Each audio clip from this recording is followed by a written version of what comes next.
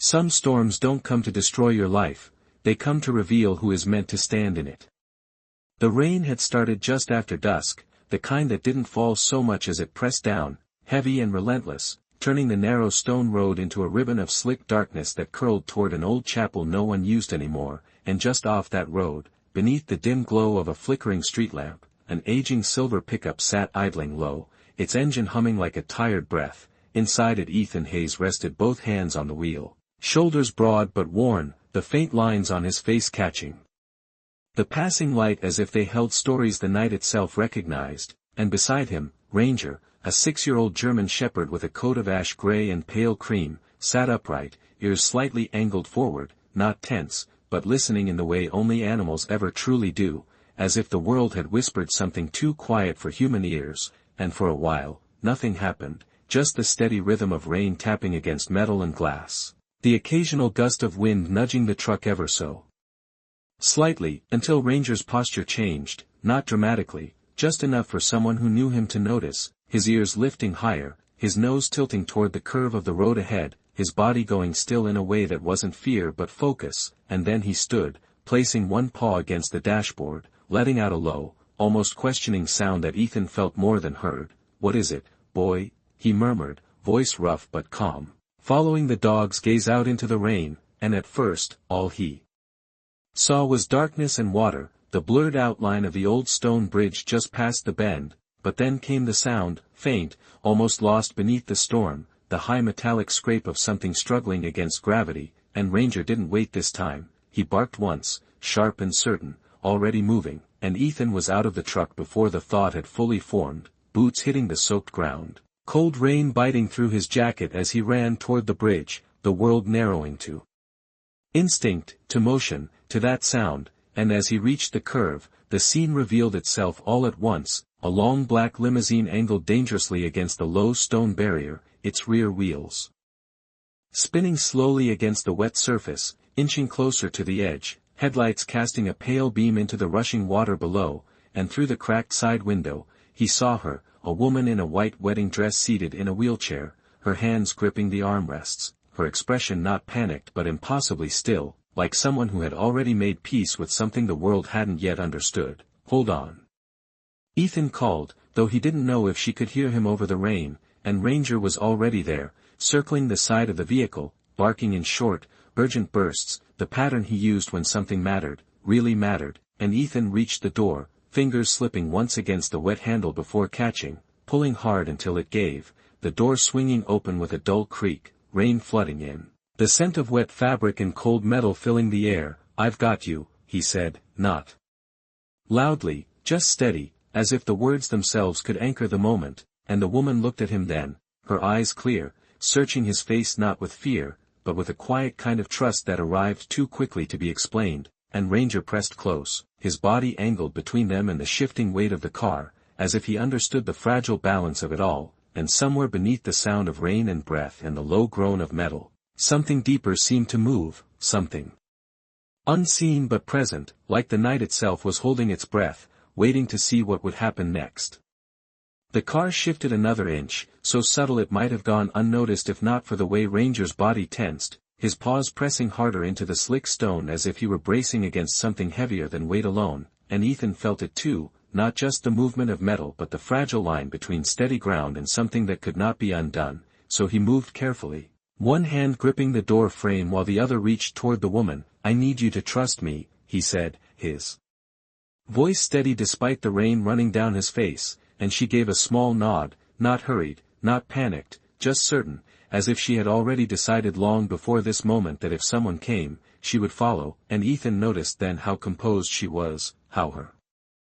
breathing stayed even, how her hands, though pale from the cold, did not shake the way most would, and there was something about that calm that felt unfamiliar, not fragile but practiced, like someone who had learned to carry fear quietly. "What is your name?" he asked as he crouched slightly, assessing the angle of the chair, the position of the wheels, the slickness of the ground beneath them. "Charlotte," she replied, her voice soft but clear, and the sound of it seemed to settle something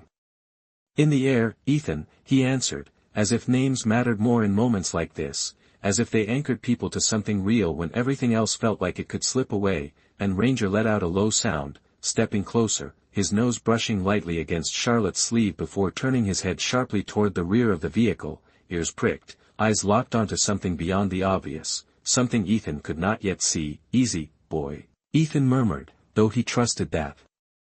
instinct more than anything else he owned, and he shifted his focus back to Charlotte. "I am going to lift you first, then we will come back for the chair," he said, but she shook her head gently. "The chair is part of me," she said, not with defiance, but with quiet truth, and Ethan paused, just for a second, adjusting, recalculating, not just the physical weight but the meaning behind it, and he nodded. "Then we take it together," he said, and there was no hesitation after that, just movement.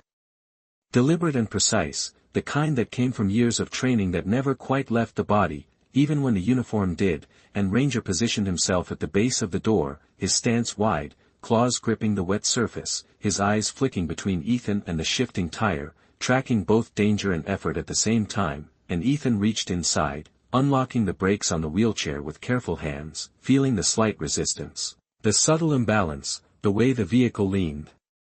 Just enough to remind him that time was not endless, and Charlotte leaned forward slightly, her hands resting on his shoulders for balance, her touch light but steady, and for a brief moment, the world narrowed again, not to the storm, not to the risk, but to the simple act of one person helping another move from one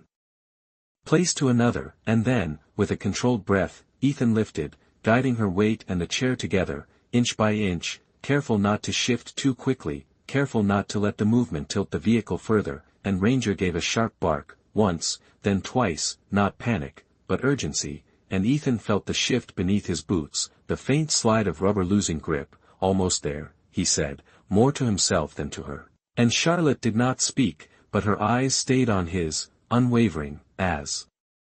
if she understood that sometimes words only got in the way of what mattered most. And then, finally, the weight cleared the door frame, the chair's wheels touching the slick stone of the bridge, and Ethan pulled them both back, step by careful step, until there was space, real space, between them and the edge, and only then did he allow himself to breathe fully, his chest rising as the tension eased just enough to remind him he was still there, still standing, and behind them, with a quiet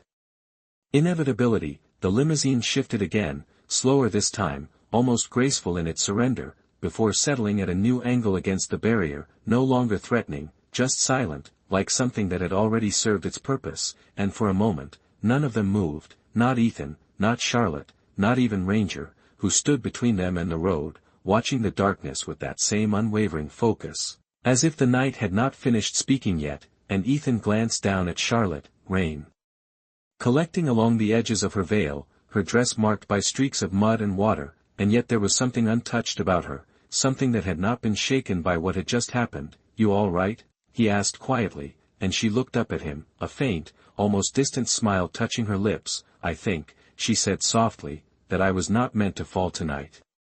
The rain softened as if the storm itself had stepped back to watch what would happen next, each drop falling slower now, quieter, tracing thin lines along the stone bridge and the edges of Charlotte's dress, and for a moment the world felt suspended, caught between what had nearly been and what was still unfolding, and Ethan stood there with his hands still hovering near the handles of the wheelchair, as if part of him had not yet accepted that the danger had passed, while Ranger moved a few steps ahead, turning in a slow circle before stopping at the far end of the bridge, his ears angled sharply toward the road beyond, not relaxed, not finished, and Ethan followed his gaze, his instinct stirring again in that quiet, familiar way that had once kept him alive in places far from here. "We should get off the bridge," he said gently, glancing down at Charlotte, and she nodded without hesitation, her eyes briefly flicking toward the dark water below before returning to him. "There is a chapel just past the trees," she said, her voice steady. "I saw it when we were driving in," and together they moved, Ethan guiding the wheelchair carefully over the uneven stone, each turn of the wheels deliberate, each step measured, while Ranger walked slightly ahead and to the side, his body forming a silent barrier between them and the open road, as if he had decided that whatever lay beyond the curve was not yet to be trusted. And the chapel came into view slowly, its outline emerging through the thinning rain, a small structure of weathered stone and dark wood, its narrow windows dim but intact, a place that seemed forgotten by time but not abandoned entirely, and when Ethan pushed the heavy door open, it gave with a low creak that echoed softly inside, the air within cool but still, carrying the faint scent of old wood and something else. Something like dust that had settled over years of quiet. Waiting, and he guided Charlotte inside, the wheels rolling across the worn floorboards with a soft, hollow sound, and Ranger followed last, pausing at the threshold for just a second as if listening once more to the world outside before stepping in and letting the door fall closed behind them, sealing out the night, and for a while, none of them spoke, not out of discomfort, but because the silence inside the chapel felt different from the silence outside, deeper somehow, like it held its own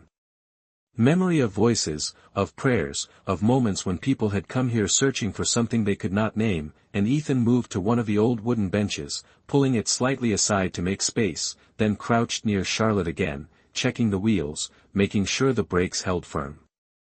Now that they were on steady ground, his hands moving with quiet efficiency, and she watched him, her gaze thoughtful rather than curious, as if she were measuring something beyond the simple act of help. "You do this often?" she asked after a moment, and Ethan gave a faint shake of his head, a small, almost reluctant smile touching one corner of his mouth. "No, ma'am," he said, "but I have learned to pay attention when he tells me something is not right," and he nodded toward Ranger, who had already moved deeper into the chapel, his nose close to the floor, tracing slow, deliberate paths between the rows of benches, occasionally stopping to listen, to tilt his head, to focus on something unseen, and Charlotte followed his movement with her eyes, her expression softening just slightly. "He knew before you did," she said, not as a question but as a quiet recognition, and Ethan did not answer right away, because he knew it was true, and there were things Ranger sensed that he never questioned, only followed, and just then, a faint sound reached them, not from outside, but from somewhere within the chapel itself, a soft, almost imperceptible chime, like metal brushing gently against metal, and Ranger froze mid-step, his body going still, his ears lifting high, and the air shifted again, subtle but undeniable, as if something hidden beneath the surface of this quiet place had just taken its first breath. And Ethan slowly rose to his feet, his eyes scanning the dim interior. The rows of empty benches, the small altar at the far end, the narrow staircase leading up toward the bell tower, and he felt it then, that same quiet tension that had pulled him from the truck, not fear, but awareness, the sense that the night had not finished revealing what it had brought them here to see, and behind him, Charlotte's voice came softly, almost as if she were speaking more to herself than to him. "It is strange," she said, "how the places we do not plan to enter are often the ones that change us the most." The faint chime did not come again right away, and yet its presence lingered in the air, like a question that had not been answered but also not forgotten, and Ethan found himself standing still in the center of the chapel, listening in a way he had not done in years, not for danger exactly, but for meaning, while Ranger took a slow step toward the narrow staircase at the back, his movements careful, deliberate, each paw placed with intention as if the floor itself might respond, and Charlotte watched him, her hands resting lightly in her lap, her posture composed though her eyes followed every motion with quiet attention. "He hears something," she said softly, and Ethan nodded, because that was the simplest truth in the room. But it was never just sound with Ranger, it was always something more, something beneath the surface, and Ethan moved closer to the base of the staircase, the wood creaking faintly under his weight as he placed his hand along the worn railing, feeling the age of it, the slight roughness where countless hands had once passed, and for a moment he hesitated, not out of fear, but because something about this place asked for patience, asked for respect, the way certain memories did, and Ranger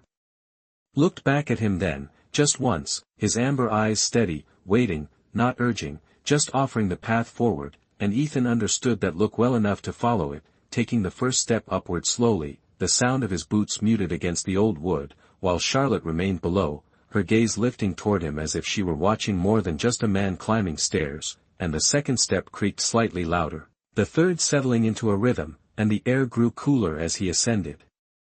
carrying with it a faint metallic scent, not sharp, but present, like something that had been hidden for a long time and was only now beginning to stir again. And halfway up, Ranger paused, his nose lifting toward the upper landing, his ears angled forward, and then came the sound again, softer this time, a delicate brushing of metal against metal, like a bell moved by a hand that could not quite be seen, and Ethan reached the top of the stairs, the small landing opening into a narrow space that led to the bell tower, where a single rope hung down, frayed at the edges, swaying ever so slightly though the air was still, and he stepped closer, his eyes scanning the beam above, the mechanism that held the old bell in place, and for a moment, nothing appeared unusual, just age, just stillness, just a forgotten place that had not expected visitors, but then he noticed it, a thin wire, almost invisible in the dim light, running along the side of the beam, disappearing behind a wooden panel that did not quite sit flush with the wall, and something in his chest tightened, not with alarm, but with recognition, the kind that came from years of seeing things that did not belong where they were. And he reached out slowly, brushing his fingers along the edge of the panel. Feeling the slight gap, the subtle difference in texture, and below him, he heard Charlotte's voice, calm but carrying, "What do you see?" And he did not answer right away, because the answer was not yet complete, and Ranger let out a low sound, stepping closer to the panel, his nose pressed near the edge as if confirming what Ethan had already begun to understand, and carefully, Ethan applied a small amount of pressure, the wood shifting just enough to reveal a hidden space behind it, not large, but deliberate, and inside, there was a small device, sleek and dark, with a faint blinking light that pulsed in a slow, steady rhythm, and a wire connected directly to the bell mechanism above, and Ethan felt the pieces begin to align, not fully, but enough to know that this was not an accident, not coincidence, and the bell that had chimed had not done so on its own, and he exhaled slowly, stepping back just enough to take it in, to understand what it meant without rushing to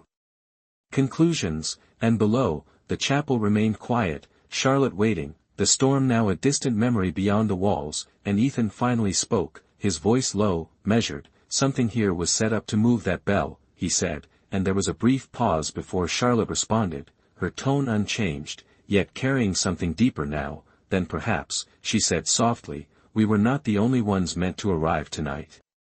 For a long moment, Ethan did not move, his eyes fixed on the faint blinking light inside the hidden panel, the slow pulse of it steady and deliberate, as if it had been waiting patiently for someone to notice, and beside him Ranger let out a quiet breath, not tense, not alarmed, but alert in that deep, grounded way that meant something had shifted from unknown to understood, and Ethan reached out carefully, not to touch the device, but to trace the wire again, following its path from the bell mechanism down into the narrow compartment, studying how cleanly it had been placed, how intentionally it had been hidden, and there was nothing random about it, nothing careless. Whoever had set this up had known exactly what they were doing, and that thought settled heavily but calmly in his mind, not as fear, but as clarity, and he stepped back from the panel, letting the wood fall gently into place without closing it completely, leaving the secret just slightly exposed, and then he turned toward the stairs, his boots soft against the wood as he descended, each step bringing him back into the dim openness of the chapel below, where Charlotte waited in stillness, her hands folded, her posture unchanged, but her eyes already searching his face for something more than words. And when he reached her, he did not speak right away, because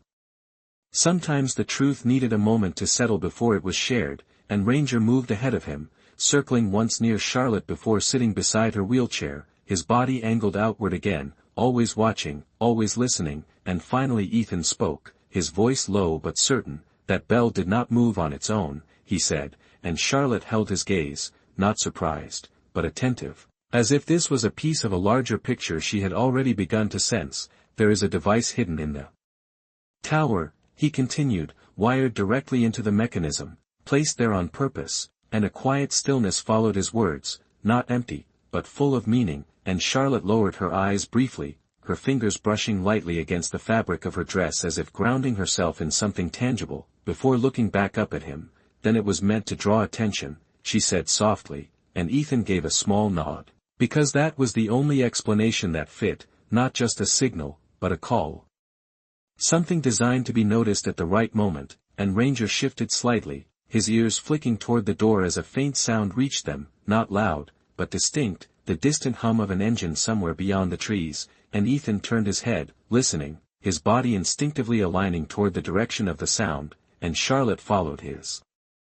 movement, her expression tightening just enough to reveal that this, at least, was not unexpected. "They will be looking for me," she said quietly, and there was no fear in her voice, only a quiet acceptance of something inevitable, and Ethan studied her then, really studied her, seeing not just the woman in the wheelchair or the dress marked by rain and mud, but the composure beneath it, the way she carried herself even now, and something in that realization shifted his understanding. Who are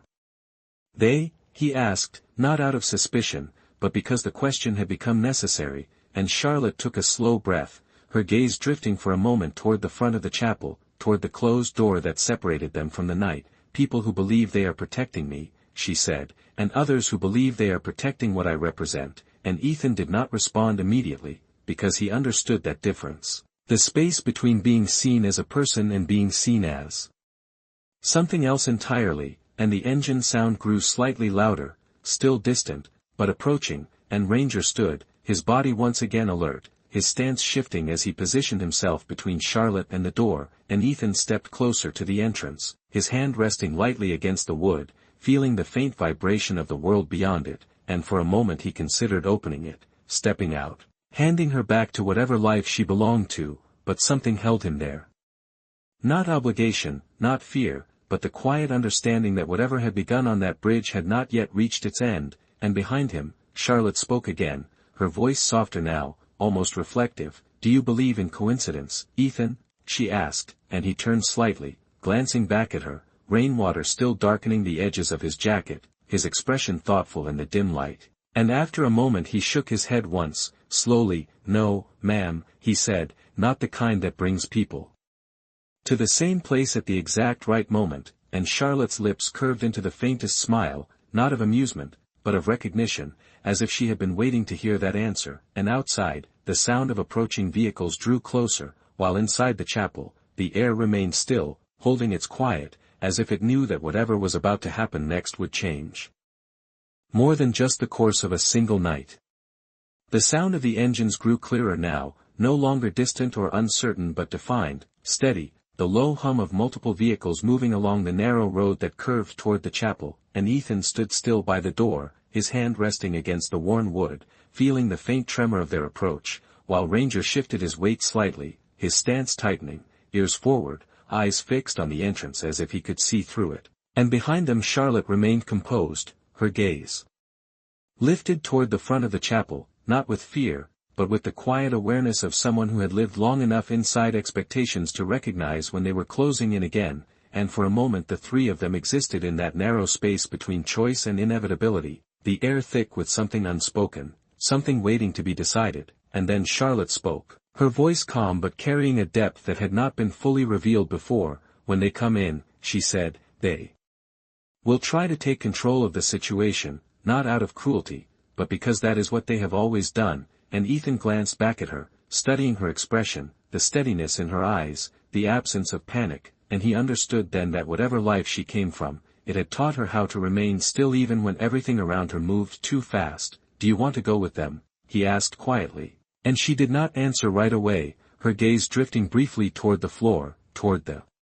faint marks left by years of footsteps, as if searching for something grounded in a place that no longer belonged to anyone. And then she looked up again, her voice softer now, but more certain. I want to choose where I go, she said, and those words settled into the room with a weight that felt heavier than the storm had been, and Ethan nodded once, slowly, because he understood that too, more than most. And outside, headlights began to sweep across the narrow stained glass windows, casting fractured patterns of light that moved across the walls like silent signals, and Ranger let out a low sound, stepping closer to Ethan, his body aligned with his, ready, not aggressive, but prepared, and the first vehicle came to a stop just beyond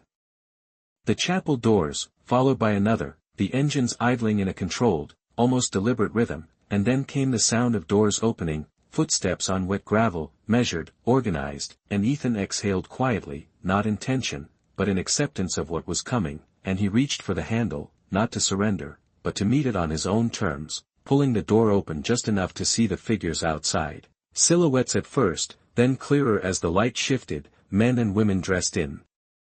dark coats, their posture professional, their movements precise, and one of them stepped forward, a woman in her late 30s with sharp eyes and a composed expression, her presence carrying authority without needing to announce it. Miss Whitmore, she called gently but firmly, her voice cutting cleanly through the damp night air, and Charlotte did not flinch at the name, but there was a subtle change in her posture, not retreat, but acknowledgement. And Ethan stepped aside slightly, not fully. Just enough to allow the moment to unfold without forcing it, while still remaining close, still present, and the woman outside took another step forward, stopping just short of the doorway, her gaze shifting briefly to Ethan, then to Ranger, assessing, calculating, before returning to Charlotte. "We have been looking for you," she said. "The road conditions caused concern when we lost contact," and Charlotte tilted her head slightly, her expression calm but distant. "I imagine they did," she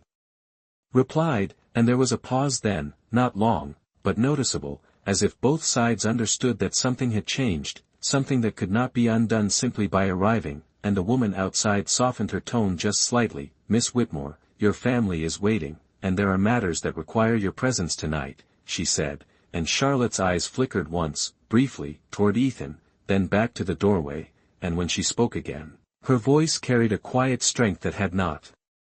been there before. "I will not be attending the ceremony tonight," she said, and the words hung in the air, simple, clear, and yet they shifted everything, and the woman outside did not respond immediately, her composure holding, but her eyes sharpening just enough to reveal that this was not the answer she had expected, and Ethan felt it then, that subtle shift in the atmosphere, not conflict, but resistance, the kind that came when someone chose a different path than the one prepared for them. And Ranger remained still, his presence unwavering, as if he too understood that this moment was not about force, but about standing firm, and Charlotte rested her hands lightly on the arms of her chair, her posture straight, her gaze steady, no longer uncertain, no longer questioning, but resolved. And in that quiet chapel, with the storm fading and the night holding its breath, she had finally stepped into something that belonged entirely to her. The silence that followed her words was not empty, but weighted, as if even the walls of the chapel understood that something irreversible had just been spoken into existence, and the woman at the doorway remained still for a moment, her eyes fixed on Charlotte with a measured calm that barely concealed the calculations moving behind it, while the faint glow of headlights cast long shadows across the worn wooden floor, stretching the distance between inside and outside into something that felt larger than a few feet of space. And Ethan stood just to the side of the doorway, not blocking, not yielding, simply present, his posture relaxed but grounded, the way a man stands when he has no intention of controlling a situation but no intention of abandoning it either. And Ranger remained beside him, silent, watchful, his amber eyes shifting between the figures outside and Charlotte behind him, always measuring, always aware. And finally the woman outside took a small step forward, her voice lowering slightly, as if choosing her words with greater care now. "Miss Whitmore," she said, "there are legal obligations tied to tonight's ceremony, agreements that have already been set in motion," and Charlotte did not look away, her expression calm, her voice steady. "Then they should not have been set without my full consent," she replied, and there was no sharpness in her tone, no defiance, only clarity, and that clarity seemed to ripple outward, shifting the balance of the moment in a way that no raised voice ever could. And the woman paused, her gaze narrowing just enough to acknowledge that this was no longer a situation that could be resolved through routine, and behind her, one of the men shifted slightly, his posture indicating readiness, not aggression, but the kind of readiness that came from being trained to step in when needed, and Ranger noticed it immediately, his ears flicking, his stance adjusting just a fraction, placing himself more squarely between Charlotte and the open doorway, and Ethan felt that shift without needing to look, his instincts aligning with the dog's in a quiet, unspoken agreement, and he spoke then, his voice even, carrying just enough weight to be heard without needing to rise. "She has made her decision," he said, not to challenge, but to state what was already true, and the woman outside turned her attention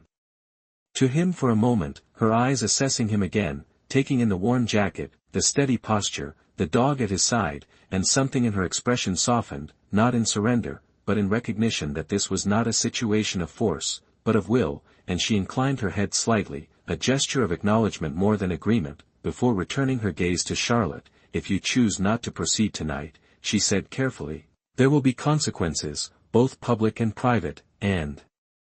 Charlotte listened without interruption, her hands resting lightly against the arms of her chair, her shoulders relaxed, and when she spoke again, her voice carried a quiet strength that seemed to draw from somewhere deeper than circumstance. "There have already been consequences," she said, "I am simply choosing which ones I am willing to carry, and the word settled into the space between them, not heavy, but final, and for a moment no one moved, the night holding still just beyond the doorway, the engines idling softly, the rain now reduced to a faint whisper against the trees, and then the woman outside exhaled slowly, a small shift that signaled acceptance more than agreement. Very well, she said, we will adjust accordingly, and she stepped back, giving space where there had been pressure only moments before, and the figures behind her followed that lead, their posture easing, their presence no longer pressing forward, and Ethan felt the tension release just enough to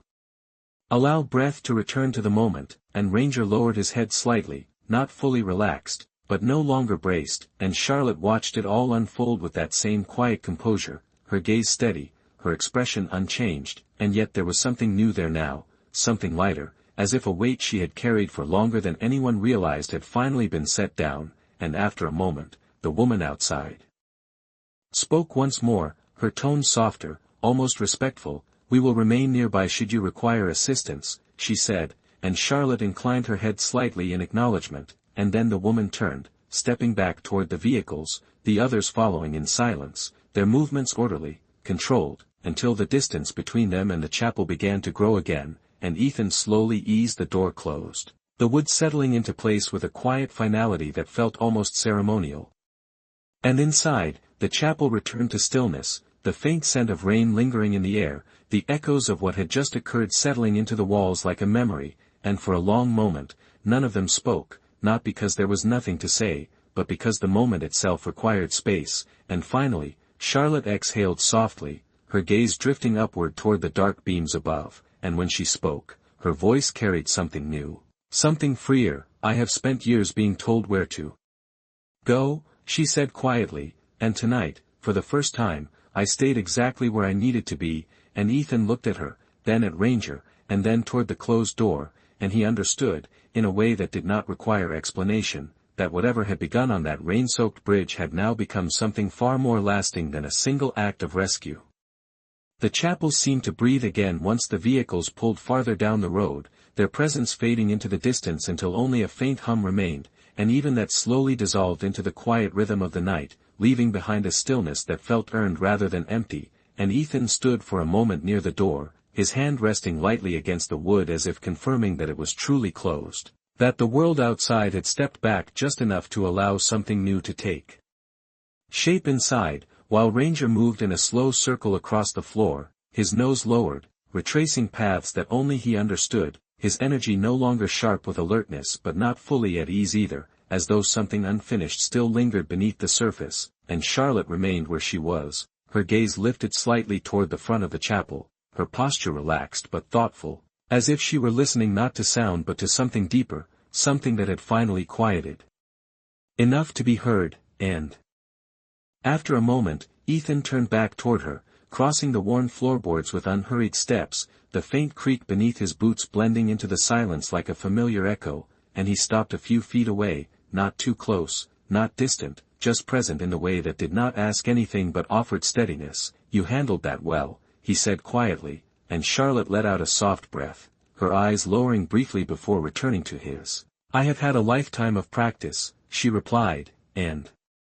there was no pride in her voice, only honesty, and Ethan nodded slightly, understanding that some kinds of strength were built slowly, quietly, in places no one else ever saw, and for a moment neither of them spoke, the air between them calm, unforced, until Charlotte's gaze drifted again, this time toward the staircase at the back of the chapel. The bell, she said softly, it was not meant for them, was it? And Ethan followed her eyes, his expression thoughtful. No, he answered after a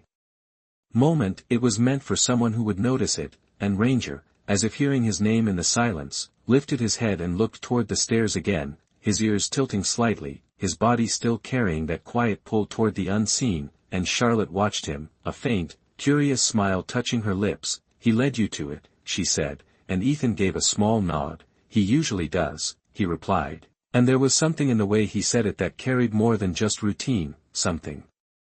closer to trust, and Charlotte's gaze softened, her fingers brushing lightly against the arm of her chair. Then perhaps, she said, her voice low and reflective, it was never just about the car on the bridge, and Ethan considered that, his eyes shifting briefly toward the ceiling, toward the unseen tower above, and then back to her. "No," he said quietly, "I do not think it was," and the realization settled between them, not as a question, but as a quiet understanding that this night had been moving towards something long before either of them had stepped into it, and after a moment, Charlotte shifted slightly in her chair, her posture straightening just enough to signal a change, not in urgency, but in direction. "There is a place not far from here," she said, "a house by the lake. That used to belong to my mother. It has been empty for years," and Ethan listened, his expression attentive but neutral, not assuming, not interrupting, and she continued, "She wanted to turn it into something meaningful, a place where people who had lost their footing could find it again, but it was never finished," and her voice softened just slightly, not with sadness, but with something closer to memory. "I think," she added, "that tonight made me realize it should not stay unfinished any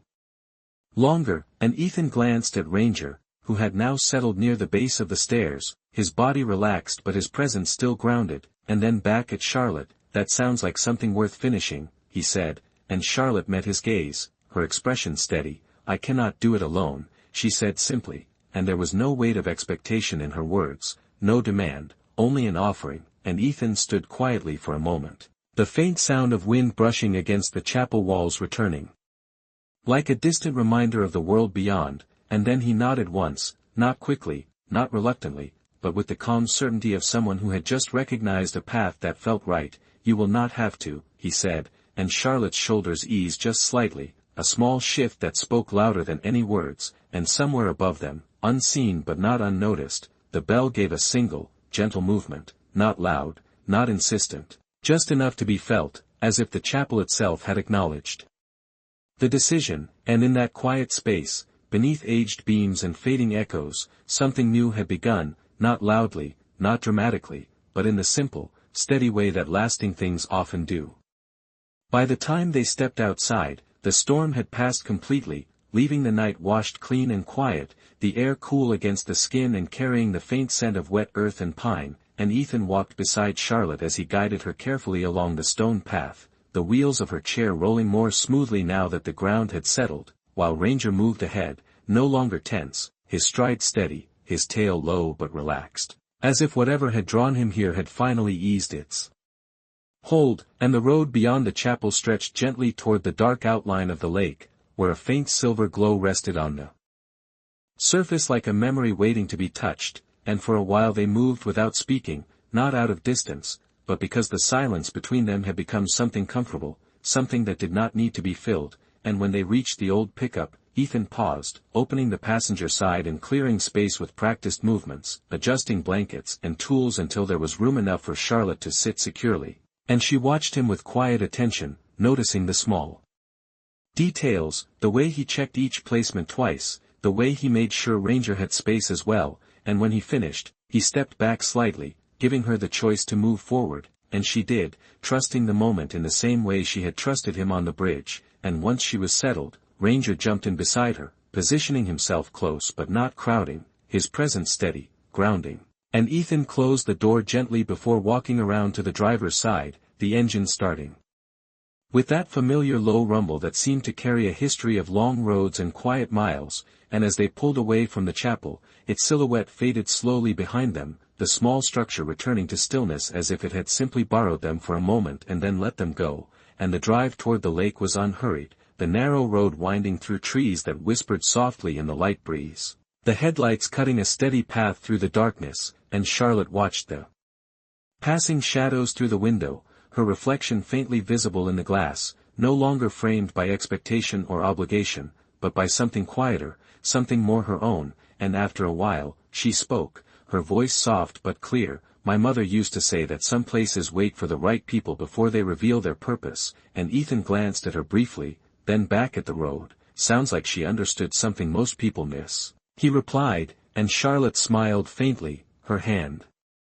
resting lightly against the door. "She believed that purpose is not something you chase," she said, "it is something you recognize when it finally stands in front of you," and Ethan did not answer right away, because the truth of that settled into him slowly, like the road beneath the tires, steady and certain, and Ranger lifted his head slightly, looking between them before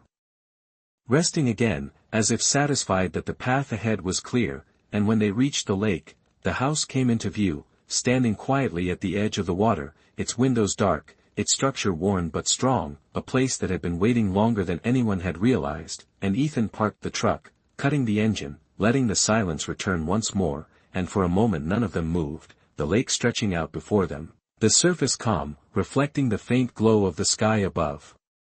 And Charlotte looked at the house, then at Ethan, her expression steady. "This is where it begins," she said, not as a question, but as a quiet truth, and Ethan followed her gaze, taking in the shape of the place, the weight of what it could become, and he nodded once, slowly, because he understood that some beginnings did not arrive with noise or certainty, but with a quiet step forward into something unknown. And as Ranger jumped down from the truck and walked toward the house, his paws soft